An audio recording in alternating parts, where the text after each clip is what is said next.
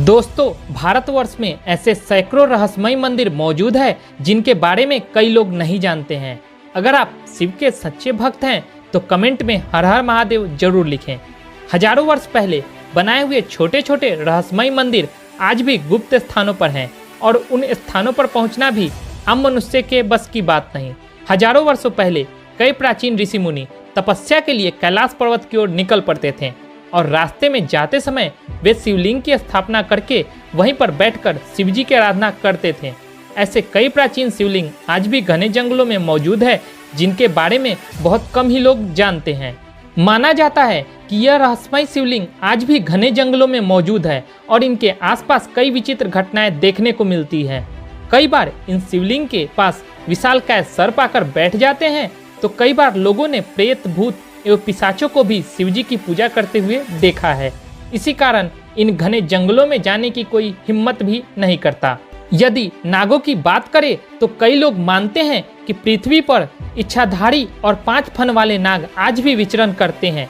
कई बार लोगों द्वारा इनके दर्शन करने की घटनाएं भी सामने आई है। आज हम आपको एक ऐसी सच्ची घटना के बारे में बताने जा रहे हैं। ये घटना है महाराष्ट्र के योदमाल की।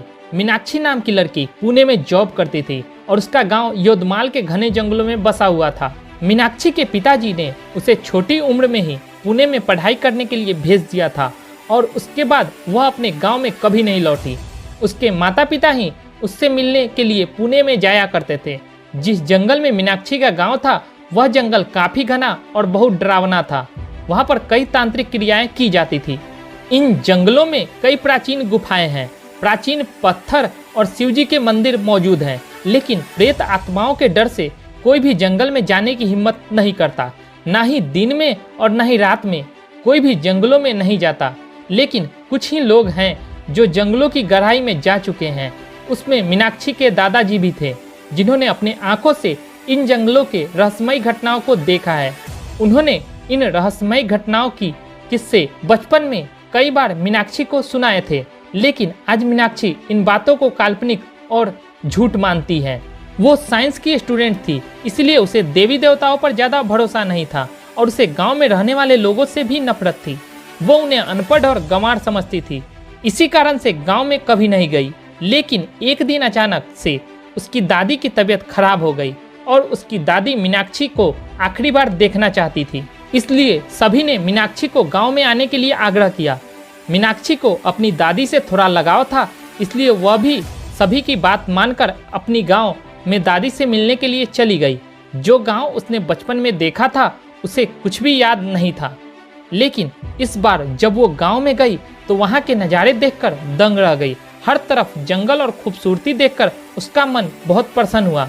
उसने कल्पना भी नहीं की थी कि उसका गाँव इतना ज़्यादा खूबसूरत है। गाँव में पहुँच वह अपने दादा दादी से मिली और उनसे खूब सारी बातें की।